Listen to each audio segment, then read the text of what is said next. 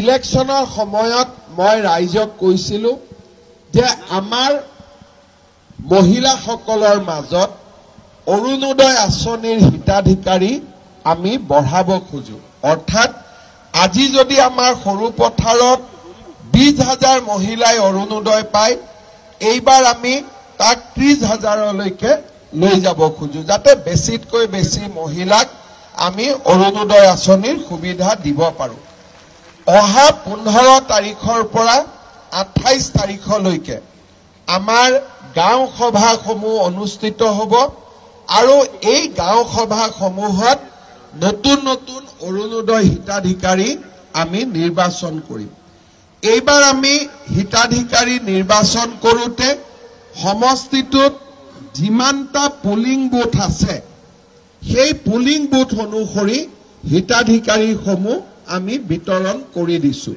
মই আই মাতৃসকলক অনুৰোধ কৰিম যে আপোনালোকে যাতে সকলোৱে 15 তাৰিখৰ পৰা 28 তাৰিখলৈকে হ'বলগীয়া এই অৰুণোদয় হিতাধিকাৰী বাছনিৰ সভাত নিজৰ নাম আৰু উপস্থিত থাকে, কাৰণ এইবাৰ যদি নাম বাদ পৰি যায় বিধানসভা নিৰ্বাচনলৈকে দ্বিতীয়বাৰ নাম সোমাবৰ কাৰণে মোৰো দিগদাৰী হ'ব। যিহেতু আজি মই সৰু পথাৰত আহিছো, 15 তাৰিখটো নিচেই ওচৰত, সেইকাৰণে এই বিষয়টো মই উল্লেখ কৰিলো। আৰু আগতে যিসকলে অৰুণোদয় পাই আছে তেওঁলোকেও নিজৰ নাম নতুনকৈ অন্তৰ্ভুক্ত কৰিব লাগিব। আগত যিসকলে পাই আছে তেওঁলোকেও যদি গাঁও সভাত এইবাৰ নিজৰ নামটো লিখাই নলয় তেতিয়াহ'লে তেওঁলোকে অৰুণোদয় নাপাব।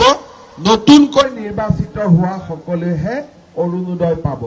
সেইকাৰণে আগতে যিসকলে অৰুণোদয় পাই আছে তেওঁলোকেও যাতে অৰুণোদয় হিতাধিকাৰী সভাৰ বা হিতাধিকাৰী বাছনি সভাত উপস্থিত থাকে।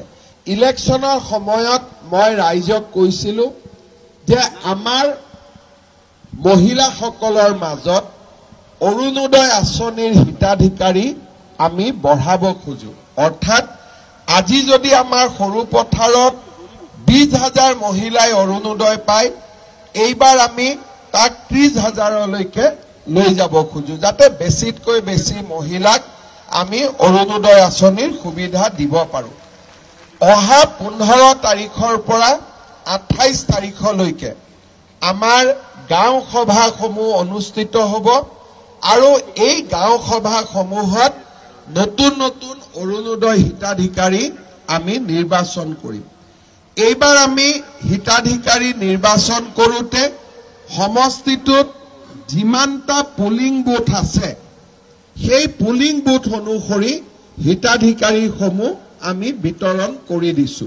মই আই মাতৃসকলক অনুৰোধ কৰিম যে আপোনালোকে যাতে সকলোৱে 15 তাৰিখৰ পৰা 28 তাৰিখলৈকে হ'বলগীয়া এই অৰুণোদয় হিতাধিকাৰী বাছনিৰ সভাত নিজৰ নাম আৰু উপস্থিত থাকে, কাৰণ এইবাৰ যদি নাম বাদ পৰি যায় বিধানসভা নিৰ্বাচনলৈকে দ্বিতীয়বাৰ নাম সোমাবৰ কাৰণে মোৰো দিগদাৰী হ'ব।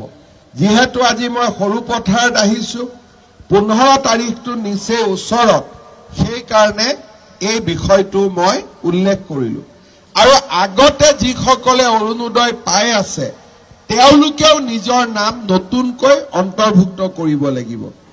আগত যিসকলে পাই আছে তেওঁলোকেও যদি গাঁও সভাত এইবাৰ নিজৰ নামটো লিখাই নলয় তেতিয়াহ'লে তেওঁলোকে অৰুণোদয় নাপাব। নতুনকৈ নিৰ্বাচিত হোৱা সকলেহে অৰুণোদয় পাব। সেইকাৰণে আগতে যিসকলে অৰুণোদয় পাই আছে তেওঁলোকেও যাতে অৰুণোদয় হিতাধিকাৰী সভাৰ বা হিতাধিকাৰী বাছনি সভাত উপস্থিত থাকে।